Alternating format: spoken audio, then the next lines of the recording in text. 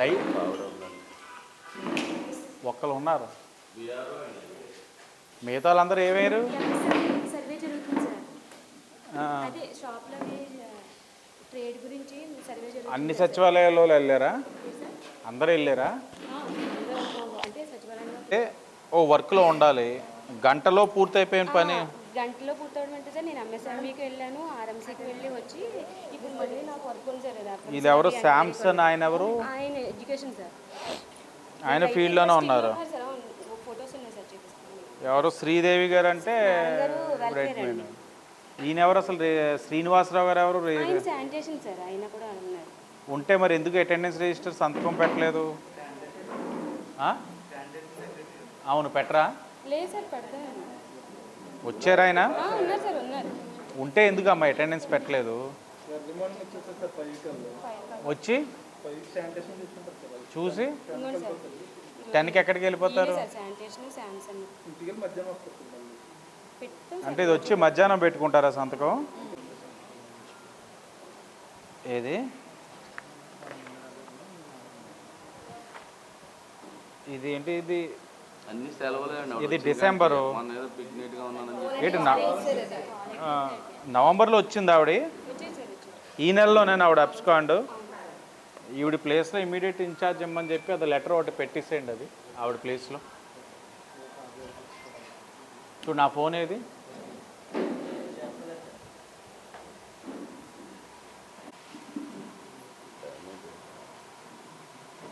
అన్ని బుక్కుల్లో పెట్టాలా? 4 చేయలేదు నేను, 3 చేశాను. 3వది లాక్ వేస్తుంది.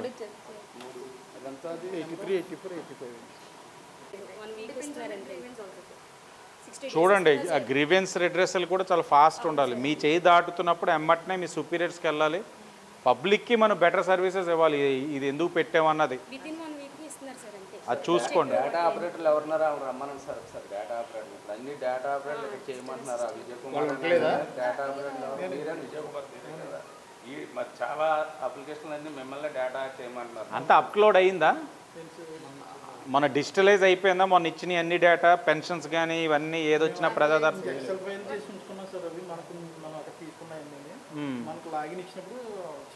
అన్నీ మీరు పెన్షన్ రేషన్ ఏది ఉంటే అది హౌస్ అన్నీ పెట్టుకొని ప్రాపర్ రికార్డ్. ఏ ఒక్కటి మిస్ అయినా అది పాపం చాలా బాధపడతారు.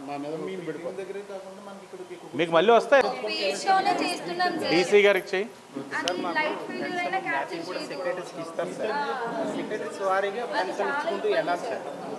డీసీ గారు మొన్న వచ్చిన వాళ్ళు రమ్మన్నారండి.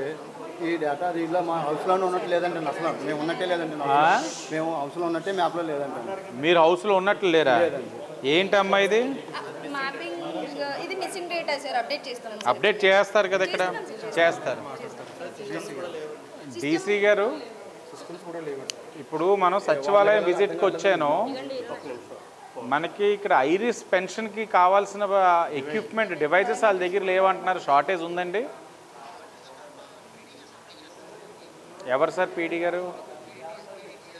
మరి ఏంటి ఇక్కడ వీళ్ళకి పాపం కావాలని అంటున్నారు. మనం రోజు దాకా ప్రొవైడ్ చేయకపోతే ఎలాగా? 8కి ఓటు కూడా లేదు. 8 కావాలి. అవును, లేవు సార్, ఎక్విప్మెంట్ లేదు. అలా అదే కదా ఇప్పుడు ఇబ్బంది పడుతున్నారు. ఒకటి కూడా లేదని. సిస్టమ్స్ కూడా 2 లేవు. ఇంటికి వచ్చిన దాకా ఫోన్ చేశారు. ఆయన వ్యక్తిగతంగా అడిగారా? ఆయనకైనా మీకు వ్యక్తిగతంగా ఉందా? ఆయన వ్యక్తిగతంగా ఆయన కోసమే అడుగుతున్నారా? వ్యక్తిగతంగా ఆయన కోసం అడుగుతున్నారా? లేదు, పబ్లిక్ కోసమే కదా, ప్రజల కోసమే కదా అడుగుతుంది. మా వాళ్ళ మాదిరిగా నాకు అడ్డగోలుగా పెన్షన్ ఇచ్చేసే లేకపోతే అడ్డగోలుగా ఇచ్చేసే అని అడగట్లేదు కదా. ప్రజల కోసం అడుగుతున్నారు. మీకు నొప్పి ఏంటి? నవ్వుతూ సమాధానం చెప్పండి, సగం సమస్య తీరుతుంది. నేను ఎక్కడికైనా వెళ్తున్నప్పుడు చెప్పేది ఏంటంటే మీరు నవ్వుతూ సమాధానం చెప్పండి. మీరు ఏ సమస్య కోసం వచ్చారు సార్? మీరు అందరూ లాకేసుకు వెళ్ళిపోతే జనాలు వస్తే ఎవరు సమాధానం చెప్తారు? ఇక్కడ నీకు అర్థమవుతుందని నేను అడుగుతుంది. మీరు అందరూ లాక్ వేసుకొని వెళ్ళిపోతే ప్రజలు వస్తే ఎవరు సమాధానం చెప్తారు?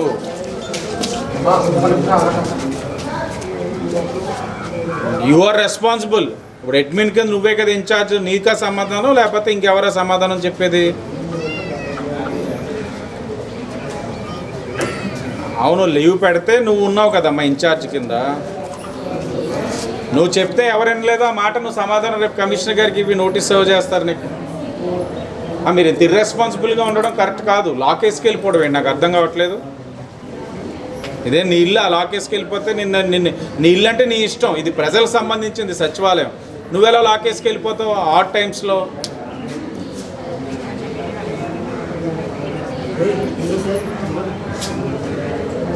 లేదు, ఇది కరెక్ట్ కాదు.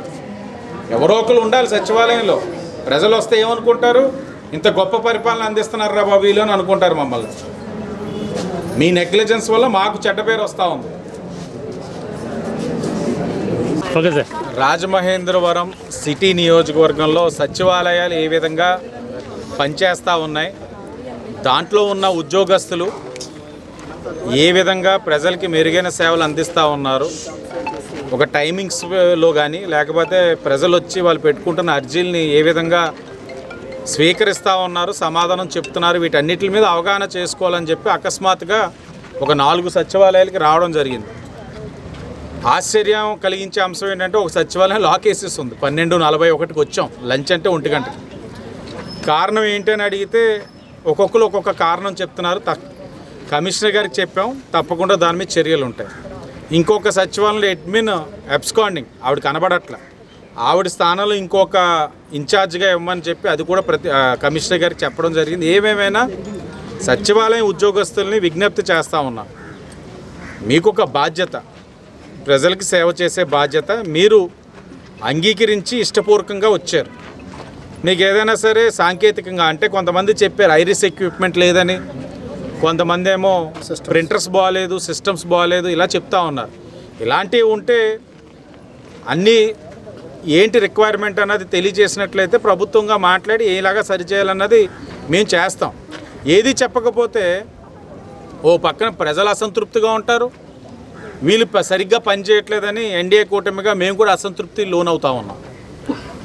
డీసీ గారికి చెప్పాం, డిప్యూటీ కమిషనర్ గారికి. 96 ఉన్నట్లున్నాయి సచివాలయాలు.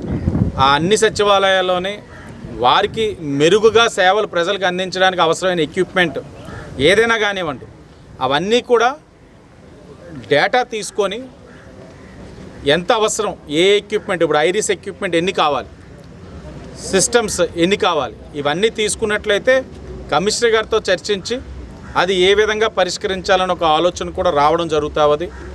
ఏదేమైనా ఒకటే చెప్తా ఉన్నాం, ఇది ఈరోజు ఆరంభించాను. తప్పకుండా రాజమహేంద్రవరంలో ప్రతి సచివాలయానికి ఇదే రీతిలో వెళ్తాను. ఏం జరుగుతూ ఉంది, వాస్తవ పరిస్థితులు ఏంటి, పనిచేస్తే సంతోషం, పని చేయలేకపోతే మీకు సమస్య ఏంటి, ఇష్టం లేదంటే మానేయండి, కష్టంగా ఇష్టం లేదని అనుకుంటే మానేయండి. ఇంకోటి, ఉద్యోగాలు లేక బోల్డ్ మంది బాధపడుతూ ఉన్నారు బయట, వాళ్ళు చేస్తారు. కానీ ఉంటూ కూడా ప్రజలకి మెరుగ్గా సేవలు అందించకపోతే దానికి కారణాలు ఉండాలి. ఇవన్నిటిని కూడా అవగాహన చేసుకొని ప్రజలకు మెరుగైన సేవ సచివాలయం వ్యవస్థ ద్వారా అందించడానికి మా వంతు ప్రయత్నం చేస్తాం.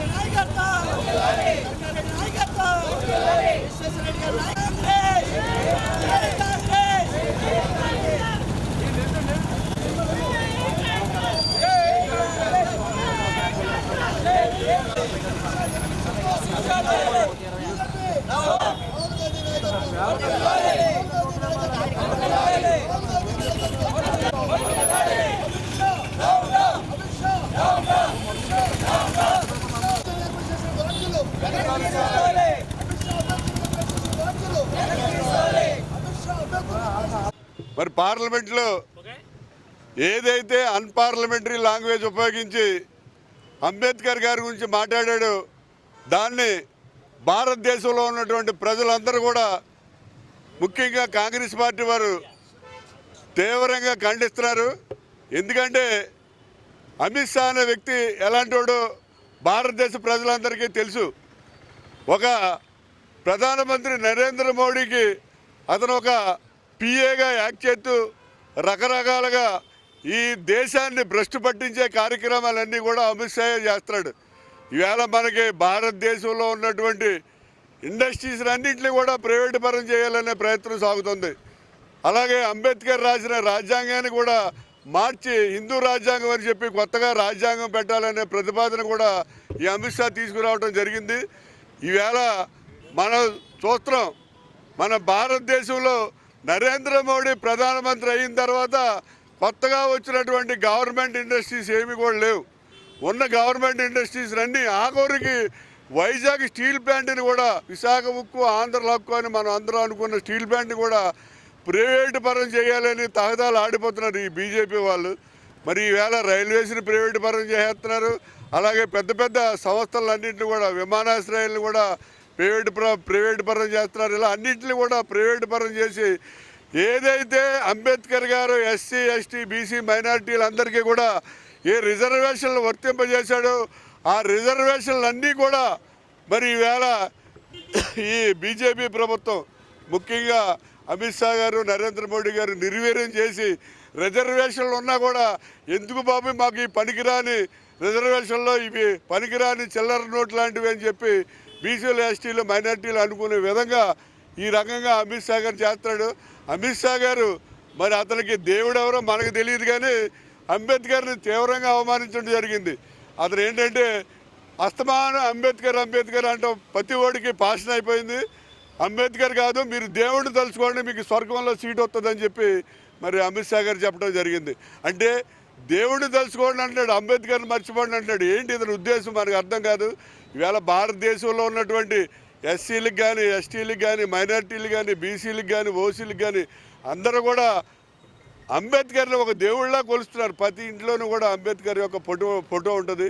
అంబేద్కర్ గారి ఫోటో లేని ఇల్లు ఉండదు. ఎందుకంటే కొన్ని చోట్ల రాముడిది ఉంటుంది, కృష్ణుడిది ఉంటుంది, లేకపోతే వేరు దేవుళ్ళు ఉంటాయి, సాయిబాబా, అల్లా, కృష్ణ, యేసుప్రభుతో ఉంటుంది. కానీ మరి ప్రతి వాళ్ళ ఇంట్లోనూ కులాలకి మతాలకి అతీతంగా ఏకైక వ్యక్తి ఫోటో ఉండేది ఈ భారతదేశంలో ఏంటంటే అంబేద్కర్. అటువంటి అంబేద్కర్ గారిని తోడలాడినటువంటి అమిత్ షా గారు తక్షణం సెంట్రల్ మినిస్ట్రీ నుంచి అతను బర్తరఫ్ చేయాలని చెప్పి నరేంద్ర మోడీ గారిని ఈ భారతీయ జనతా పార్టీ గవర్నమెంట్ని మేము డిమాండ్ చేస్తున్నాం. ప్రభుత్వాలు వెళ్తూ ఉన్నాయి. మరి పార్లమెంట్లో అమిత్ షా గారు మరి రాజ్యాంగం రచించినటువంటి వ్యక్తిని బాబాసాహెబ్ అంబేద్కర్ గారిని మరి విమర్శించడం చాలా దారుణమైనటువంటి విషయం. మరి ఎస్సీ ఎస్టీ బీసీ మైనార్టీస్ కులాలకి ఒక దశ నెరవేర్పినటువంటి అంబేద్కర్ గారిని విమర్శించారు. మరి ఈ పార్టీకి త్వరలోనే చర్మగీతం పాడే రోజులు ముందుగా ఉన్నాయి. మరి రాష్ట్ర ప్రజలంతా చూస్తూ ఉన్నారు. ఒక విమర్శనాత్మకమైనటువంటి మాటలో ఈ బీజేపీ ప్రభుత్వం చాలా ఆచితూచి మాట్లాడకుండా మరి ఇలాంటి విధానమైనటువంటి మాటలు పార్లమెంట్లో మాట్లాడడం చాలా అమానుషం. మరి మేము కాంగ్రెస్ పార్టీ తరఫు నుంచి ఖండిస్తున్నాం. మరి అర్జెంటుగా మరి అమిత్ షా గారిని పార్లమెంట్ నుంచి ఆయన మెంబర్షిప్ రద్దు చేయాలనేటువంటి మా ఆశ, మా కోరిక. మరి వెంటనే కూడా మరి ప్రభుత్వం రద్దు చేయాలి. మరి ప్రభుత్వాన్ని బీజేపీ ప్రభుత్వం వచ్చిన తర్వాత ఒక మతపరమైనటువంటి విషయంగా బీజేపీ ప్రభుత్వం వెళ్తూ ఉన్నది. ఎందుకంటే రాజ్యాంగం అంటే ఒక మతపరమైనటువంటిది కాదు. ప్రజలందరినీ శ్రేయస్సు కోరి మరి బాబాసాహెబ్ అంబేద్కర్ ఆ రోజు మరి రాజ్యాంగాలన్నీ చూసి క్రోడీకరించి ఆయన రాసించినటువంటి రాజ్యాంగాన్ని ఒక పార్లమెంట్లోకి అడుగు పెడితే రాజ్యాంగం మీద మరి ఒట్టు పెట్టుకుని పార్లమెంట్లోకి వెళ్తూ ఉంటాం. ఒక హైకోర్టులోకి వెళ్తూ ఉంటే పార్లమెంట్ మీద ఒట్టు వేసి మరి కోర్టులోకి వెళ్తూ ఉంటాం. అలాంటి రాజ్యాంగాన్ని విమర్శించినటువంటి వ్యక్తిని మరి ఎమర్జెన్సీగా ఖండిస్తున్నాం మేము. ఎందుకంటే కాంగ్రెస్ తరఫున మా పార్టీ తరఫున అందరూ కూడా నిరసన ప్రదర్శనలు చేస్తూ ఉన్నాం. మరి ఇంతవరకు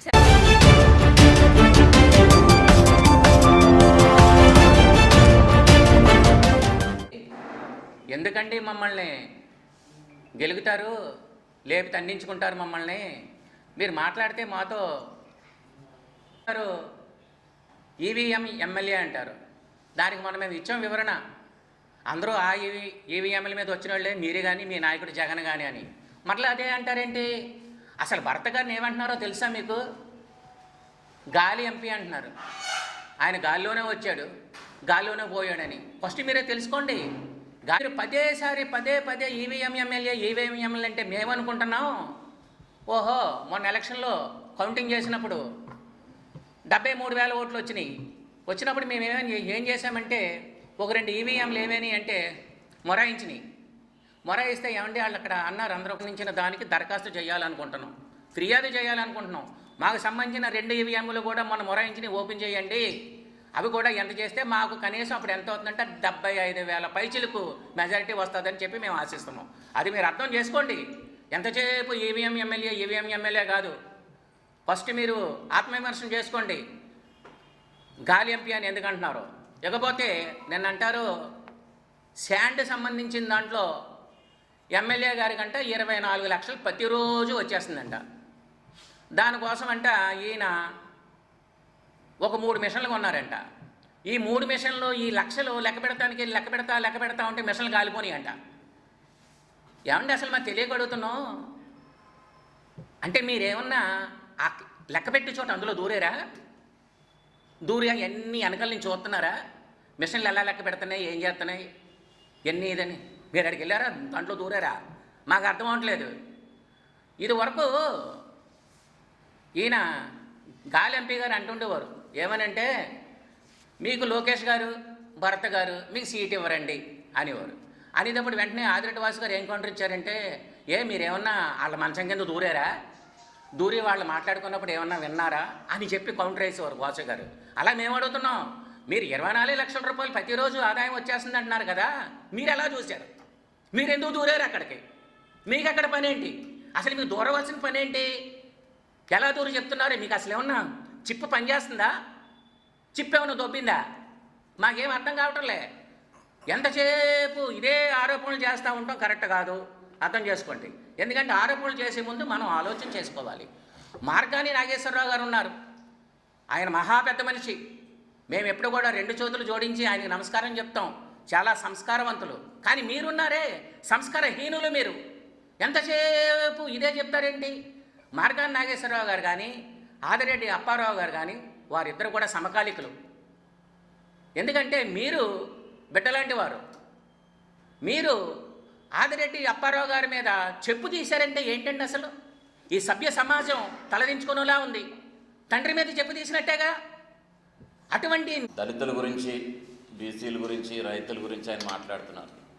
వారి గురించి మాట్లాడేటటువంటి నైతిక హక్కు మీకు లేదు. కారణం ఏంటంటే, మీరు అధికారంలో ఉంటుండగా ఏనాడు కూడా దళితులకి ఎన్నో అవమానాలు జరిగాయి, హత్యలు జరిగాయి. ఏనాడు కూడా మీరు దాని మీద నోరు విప్పినటువంటి పరిస్థితి. ఈరోజు మీరు దళితులకి ఏదో అన్యాయం జరిగిపోతుంది పార్టీలో, బీసీలకు అన్యాయం జరుగుతుందని మాట్లాడుతూ ఉన్నారు. మీరు ఇక్కడ ఉన్నటువంటి బీసీ ఎమ్మెల్యే గారు, పార్టీ తెలుగుదేశం పార్టీ అంటేనే బీసీలు పార్టీకి వెన్నెముకగా ఉన్నారు.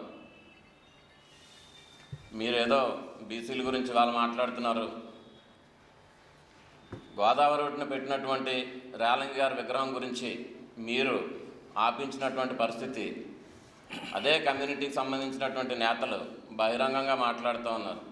మీరు అధికారంలో ఉంటుండగా ఆ దిమ్మ నది కూడా పగలగొట్టించేసినటువంటి విషయాన్ని, దాన్ని ఆదిరెడ్డి వాసు గారు ఎమ్మెల్యే అవగానే మరి బీసీ నాయకులందరినీ కూడా, కమ్యూనిటీ నాయకులందరినీ కూడా కూర్చోబెట్టి ఇటువంటి మీటింగు ఒక రాజమండ్రి చరిత్రలోనే ఒక మంచి వరవడిని, మంచి అధ్యాయాన్ని సృష్టించాలనేటువంటి ఉద్దేశంతో బీసీ, ఎస్సీ, ఎస్టీ, మైనారిటీ అని చెప్పేసి ఒక ఆత్మీయ సమావేశాన్ని నిర్వహించి అన్ని కులాలకు సంబంధించి, అన్ని వర్గాలకు సంబంధించి, అన్ని పార్టీలకు సంబంధించినటువంటి ముఖ్య నాయకులందరినీ కూడా ఒక వేదికగా ఏర్పాటు చేసి నన్ను పిలవడం జరిగింది. కొన్ని తీర్మానాలు కూడా వారందరూ చేయడం జరిగింది. ఆ తీర్మానాలను ఆమోదించే కార్యక్రమం కూడా నేను తీసుకుంటానని చెప్పి ఎమ్మెల్యే గారు హామీ ఇవ్వడం జరిగింది. నిన్న ఎమ్మెల్యే గారు చేసినటువంటి ఆ యొక్క కార్యక్రమాన్ని మీ పార్టీ వాళ్ళు కూడా, వైఎస్ఆర్ పార్టీ నుంచి వచ్చినటువంటి బీసీ నాయకులు కానీ, ఎస్సీ నాయకులు కానీ చాలామంది వచ్చారు. వాళ్ళందరూ కూడా చప్పట్లు కొట్టి ఎమ్మెల్యే గారిని అభినందించారు. అది మీరు గమనించాలి. ఇటువంటి విషయాలన్నీ కూడా మీరు చూడకుండా మీరు ఏదో మాట్లాడాలి, ఆదిరెడ్డి కుటుంబం మీద బురద చల్లాలనేటటువంటి ఉద్దేశంతో మీరు మాట్లాడుతూ ఉన్నారు.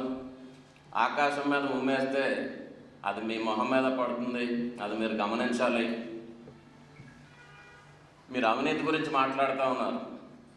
ఎన్నో అవినీతి కలంకాలు మీకు, అవన్నిటిని కూడా మీరు మర్చిపోయారు. ఆవభూములు మీ పార్టీ వాళ్ళే, సొంత పార్టీ వాళ్ళే ఆవభూముల్లో మీరు చాలా అవినీతి జరిగిందని చెప్పి మీ మీద ఆరోపణలు ఉన్నాయి. అలాగే ఇక కోఆపరేటివ్ బ్యాంక్ విషయానికి వస్తే మీ యొక్క టైంలో కోఆపరేటివ్ బ్యాంకులో కూడా భారీ ఎత్తున అవినీతి జరిగిందని, అలాగే గిఫ్ట్లు కొనేటటువంటి విషయంలో కూడా అక్కడ ఉన్నటువంటి పాలకవర్గాన్ని పక్కన పెట్టి మీరే అప్పుడు వాటిలన్నింటిలో కూడా మంతనాలు సాగించి అందులో కూడా అవినీతికి పాల్పడ్డారనేటటువంటి ఆరోపణలు కూడా ఉన్నాయి. 5 కోట్లు.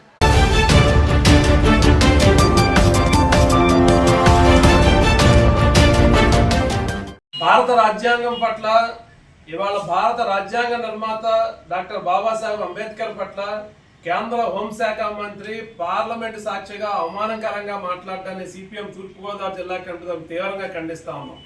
ఈ దేశంలో భారతదేశ ప్రజాస్వామ్య హక్కుల కోసం, దళితులు, అట్టడుగు తరగతుల హక్కుల కోసం యావత్ జీవితం కృషి చేసినటువంటి మహనీయుడు భారత రాజ్యాంగ నిర్మాత డాక్టర్ బాబాసాహెబ్ అంబేద్కర్ పట్ల కేంద్ర హోంశాఖ మంత్రి అనుచిత వ్యాఖ్యలు చేయడం సరైనది కాదని చెప్పిన సిపిఎం పార్టీ తీవ్రంగా ఖండిస్తూ ఉంది. ఇవాళ ఈ దేశంలో సార్వభౌమాధికారం నిలబడిందన్నా, ఈ దేశంలో వాక్ స్వాతంత్రం ఉందన్నా, సభా స్వాతంత్రం ఉందన్నా, ఇవాళ అమిత్ షా గారు పార్లమెంట్ లో నిలబడి మాట్లాడడానికి అవకాశం వచ్చిందన్నా అది భారత రాజ్యాంగం కల్పించిన హక్కుల ద్వారా వచ్చింది. ఆ భారత రాజ్యాంగాన్ని నిర్మాతల్లో ముఖ్యమైనటువంటి వ్యక్తి డాక్టర్ బాబాసాహెబ్ అంబేద్కర్ అనే విషయాన్ని ఇవాళ బీజేపీ, ఆర్ఎస్ఎస్ గుర్తుంచుకోవాల్సిన అవసరం ఉందని చెప్పి కూడా చెప్పదలుచుకున్నాం.